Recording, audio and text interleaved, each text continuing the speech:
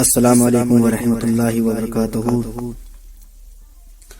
نحمده ونصلي على رسوله الكريم. اما بعد فاعوذ بالله من الشیطان الرجیم. بسم اللہ الرحمن الرحیم.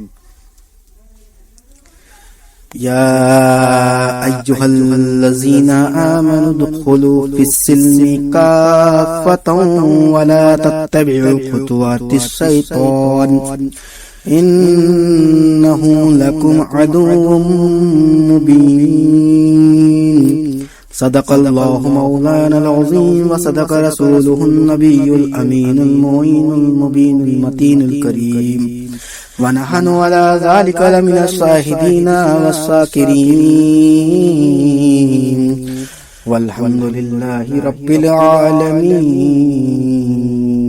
آئیے کچھ عرض و معروف سے قبل سب سے پہلے مکے کے سردار مدینے کے تاجدار جناب احمد مصطفیٰ محمد مصطفیٰ سرکار دو عالم صلی اللہ تعالی علیہ وسلم کی پیاری مقدس بارگاہ میں ہدیہ درود شریف پڑھ لیجئے. پڑھیے با آواز بلند. اللہم صلی علی سیدنا مولانا محمد وعلی آل سیدنا مولانا محمد وسلم. صلاۃ و سلام علیک یا سیدی یا رسول اللہ صلی اللہ تعالی علیہ وسلم. اعلی حضرت عظیم البرکت امام عشق و محبت بڑے ہی پیارے انداز میں ارشاد فرماتے ہیں. انہیں جانا انہیں مانا نہ رکھا غیر سے کام، للہ الحمد میں دنیا سے مسلمان گیا. حضرات محترم، خطبہ مسنونہ کے بعد میں نے سورہ البقرہ کے دوسرے پارے کی بہت ہی معروف آیت نمبر 208 پڑھنے کا شرف حاصل کیا. ترجمہ کنز الایمان.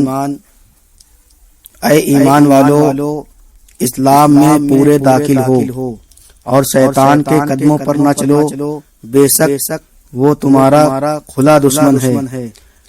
حضرات محترم، یہاں پر اسلام میں پورے داخل ہونے سے کیا مراد ہے اور یہ آیت کا شان نزول کیا ہے؟ آئیے میں آپ کو بتا دوں. آئے کتاب میں سے حضرت عبداللہ بن سلام رضی اللہ تعالی عنہ ہیں. یہ کون ہیں؟ یہ حضرت عبداللہ بن سلام یہ یہودیوں کے بہت بڑے عالم تھے، اور جب وقت آیا تو انہوں نے اللہ اس کے رسول کی بارگاہ میں کلمہ پڑھ کر کے مشرف با اسلام ہو جاتے ہیں. مشرف با اسلام ہو جانے کے بعد جب ان کو پیارے آقا صلی اللہ تعالی علیہ وسلم کی بارگاہ میں حاضری کا شرف حاصل ہوتا تھا تو آپ آقا کریم صلی اللہ علیہ وسلم کے ساتھ زندگی بسر کرتے اور ساتھ میں رہتے. اور ایک بار ایسا ہوا کہ آپ اپنی شریعت جو پچھلے دور میں یہ جو شریعت موسیٰ تھی، شریعت کے بعض احکام پر قائم رہے، ہفتہ کے دن کی تعظیم کرتے، اس روز شکار سے لازماً اجتناب جانتے اور اونٹ کے دودھ اور گوشت سے بھی پرہیز کرتے، اور یہ خیال کرتے کہ یہ چیزیں اسلام میں صرف مباح یعنی جائز ہیں، ان کا کرنا ضروری تو نہیں، جبکہ توریت میں ان سے اجتناب لازم کیا گیا ہے تو ان کے ترک کرنے میں اسلام کی مخالفت بھی نہیں ہے، اور یہ شریعت موسوی پر عمل بھی ہو جاتا ہے. اس پر یہ آیت کریمہ نازل ہوئی اور ارشاد فرمایا گیا کہ اسلام کے احکام کا پورا اتباع کرو، یعنی توریت کے احکام منسوخ ہو گئے ہیں، اب ان کی طرف توجہ نہ دو.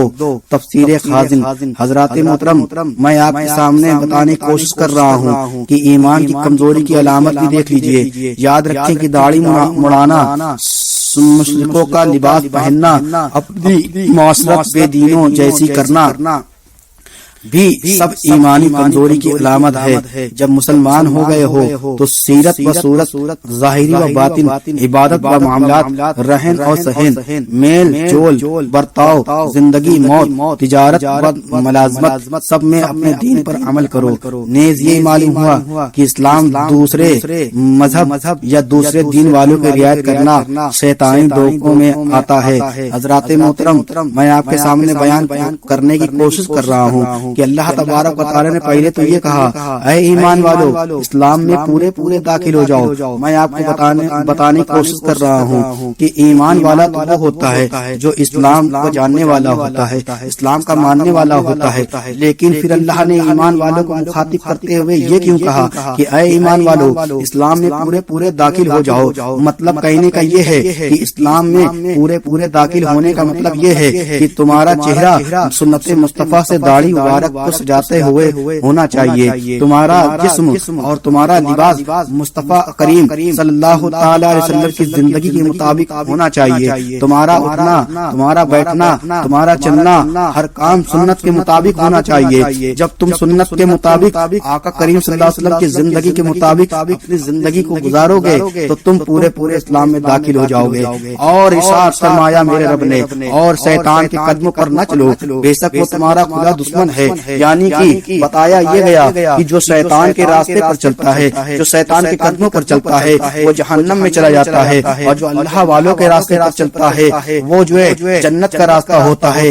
ابھی تو سرکار دو عالم صلی اللہ علیہ وسلم کے جانثار سچے عاشق حضور سیدی سرکار امام احمد رضا شاہ فاضل بریلوی رحمت رضوان ارشاد فرماتے ہیں، تیرے غلاموں کا نقش قدم ہے رائے خدا، وہ کیا بہک سکے جو یہ سراغ لے کے چلے۔ حضرات محترم، میں آپ کے سامنے بتانے کی کوشش کر رہا ہوں کہ آج کا رویہ کیا ہے کہ آج پورا کا پورا علاقہ میں آپ آنے والا سال 2024 جنوری کا مہینہ پہلی تاریخ آنے والی ہے، یعنی کہ یہودی اور نصرانیوں میں جشن منایا جائے گا۔ ان کے وہاں یہ جو ہے جشن منایا جاتا ہے اور جو ہے نیو ایئر کی پارٹی رکھی جاتی ہے، جس میں تمام غیر مسلم اور مسلم تمام لوگ اس میں شامل ہوتے ہیں اور مل کر کے جشن مناتے ہیں۔ حضرات محترم، سیدی سرکار تاج الشریعہ ارشاد فرماتے ہیں کہ یوں تو نئے سال کی مبارکباد دینے میں کوئی حرج نہیں ہے، جبکہ یہودی اور نصرانیوں سے نہ مصاحبت ہو اور نہ مصاحبت کا ارادہ رکھتا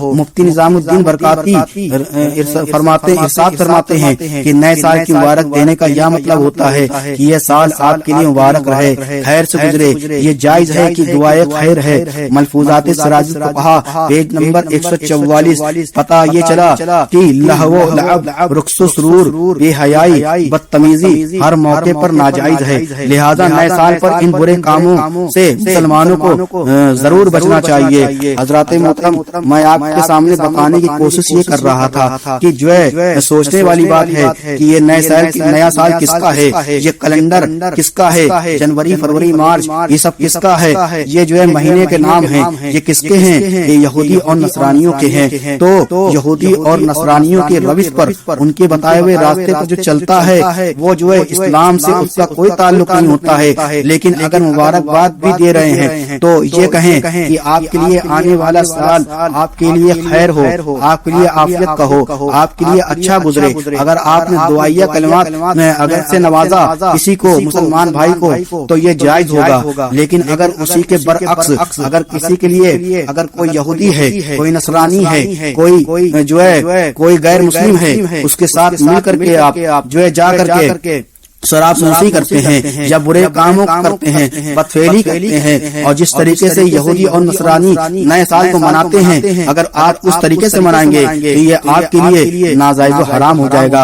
حضرات محترم، میں بتانے کی کوشش یہ کر رہا تھا، ابھی تو ڈاکٹر علامہ اقبال بڑے ہی پیارے انداز میں ارشاد فرماتے ہیں کہ وضع میں تم ہو نصارا تو تمدن میں ہنود، یہ مسلمان ہیں جنہیں دیکھ کر شرمائے یہود۔ حضرات محترم، کیا اسلام کا دامن اتنا تنگ ہو گیا ہے کہ آج منانے کے لیے کوئی جشن منانے کے لیے اس کے پاس کوئی تاریخ متعین نہیں ہے؟ نہیں پیارے، اسلام میں ہمارے پاس بہت ساری تاریخیں ہیں، وہاں پر جشن منانے کے لیے کہا گیا ہے۔ ہمارے مذہب میں، مذہب اسلام میں آقا کریم صلی اللہ علیہ وسلم کی پیدائش منانے کے لیے 12 ربیع الاول کا دن ہے، اور سرکار غوث اعظم رضی اللہ تعالی عنہ کی پیدائش منانے کے لیے، ان کا جشن منانے کے لیے اور ان کی محفل سجانے کے لیے ہمارے پاس 11ویں شریف کا ہی موقع ہے۔ اور یوں تو سال کے 12 مہینے آپ صبح و شام اللہ اس کے رسول کی ذکر کی محفلیں سجا سکتے ہیں، جشن منا سکتے ہیں، اس میں کوئی حرج نہیں ہے، بلکہ ثواب ہے۔ لیکن اگر برعکس اس کے الٹا کیا جائے، یعنی کہ دین کی محفل کو چھوڑ دیا جائے اور تمام ڈی جے اور گانے بازے میں اگر اپنی زندگی گزارا جائے تو یہ جہنم کا راستہ ہوگا، یہ شیطان کا راستہ ہوگا، اور اس پر جو چلے گا وہ سیدھے جہنم میں جائے گا۔ تبھی تو اللہ تبارک و تعالیٰ نے ارشاد فرمایا کہ اے لوگو، تم اے ایمان والو، تم لوگ سب کے سب اسلام میں پورے داخل ہو جاؤ، اور شیطان کے قدموں پر، شیطان کے راستے پر ہرگز مت چلو، کیونکہ وہ تمہارا کھلا ہوا دشمن ہے۔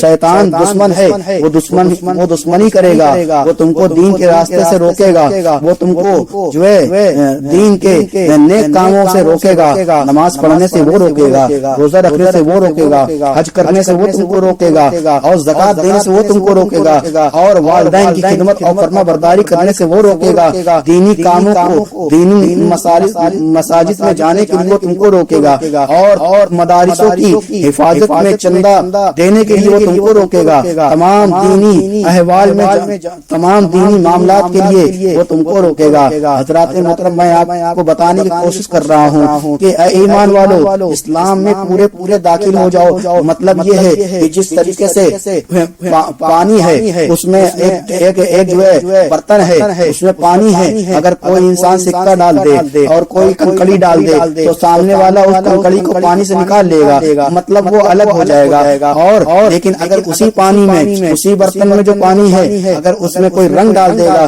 تو رنگ میں پانی مل جائے گا، اور پانی میں رنگ مل جائے گا، اس طریقے سے مل جائے گا، کوئی اس کو الگ نہیں کر سکتا۔ تو پیارے، اپنے آپ کو جس طریقے سے پانی میں رنگ مل جاتا ہے، اسی طریقے سے اپنے آپ کو جو ہے مضبوطی کے ساتھ داخل ہو جاؤ، مطلب اپنے آپ کو اسلامی رنگ میں رنگ لو، اس طریقے سے رنگ لو، اس طریقے سے پانی میں رنگ جو ہے رنگ جاتا ہے، اور کبھی کوئی اس کو الگ نہیں کر سکتا۔ تو اس طریقے سے اپنے آپ کو اللہ اس کے رسول کے لیے وقف کر دو، اپنی زندگی اللہ اس کے رسول کے لیے وقف کر دو گے۔ جب تم اللہ اس کے رسول کی یاد میں لگے رہو گے، اپنی زندگی اس کے لیے وقف کر دو گے، تو اللہ بھی تمہارا ہو جائے گا، رسول اللہ بھی تمہارے ہو جائیں گے۔ تمام معاملات میں جو تم پریشانی میں مبتلا ہو، رزق کی تنگی میں مبتلا ہو، تمام آفات سے گھرے ہوئے ہو، تمہارا اگر کاروبار نہیں چل رہا ہے تو چلنے لگے گا، اگر تمہارے گھر میں کوئی بیمار ہے تو وہ شفا پا جائے گا، تمام مصیبتوں سے، تمام پریشانی سے دور ہو جاؤ گے، تمہیں دنیا میں بھی کامیابی ملے گی اور آخرت میں بھی کامیابی ملے گی۔ تو حضرات محترم، یہ نیا سال، یہ سب فالتو کے کام ہیں، یہ سب جو ہے بیکار کی جو چیزیں ہیں، یہ سب بیکار کی باتیں ہیں۔ ہوٹلوں میں جاؤ گے، فالتو میں پیسے خرچہ کرو گے، اپنے وقت کو ضائع کرو گے، اور رات بھر تم جو ہے ڈانس کرو گے، تمام پورے وقت کھیلوں میں لگے رہو گے۔ اگر اس سے بہتر یہ ہو جائے کہ تم پوری رات نمازیں پڑھو، اس سے بہتر یہ ہو جائے کہ تم دین کی محفل سجا دو، اگر اس سے بہتر یہ ہو جائے کہ تم جو ہے تلاوت کلام ربانی میں لگ جاؤ اور قرآن مجید کی تلاوت کرنے میں لگ جاؤ۔ اگر تم چاہتے ہو کہ تمہاری دنیا بھی سنور جائے، تمہاری آخرت بھی سنور جائے، تو آج ہی سے سچے دل سے توبہ کرو، اور توبہ کرنے کے بعد یہ کہو کہ میرے رب 2023 میں ہم سے جو گناہ ہوئے تھے میں اس کے لیے معافی مانگتا ہوں، اور آنے والے 2024 میں جو ہم سے غلطیاں پچھلے سال ہوئی تھی ان سب سے معافی مانگتا ہوا، اور 2024 میں انشاءاللہ میں کوئی گناہ نہیں کروں گا، میں نماز نہیں پڑھتا تھا اب نماز پڑھوں گا، میں قرآن مجید تلاوت نہیں کرتا تھا اب تلاوت کروں گا، میں لوگوں کے دل دکھاتا تھا لیکن اب لوگوں کے دلوں کو خوش کروں گا انشاءاللہ تبارک و تعالی۔ اگر اس پر عمل کرو گے، اللہ اس کے رسول کے بتائے ہوئے راستے پر چلو گے تو تمہاری دین بھی سنور جائے گی اور دنیا بھی سنور جائے گی۔ اور سرکار اعلیٰ ساتھ فرماتے ہیں تیرے غلاموں کا نقش قدم ہے رائے خدا، وہ کیا بہک سکے جو یہ سراغ لے کے چلے۔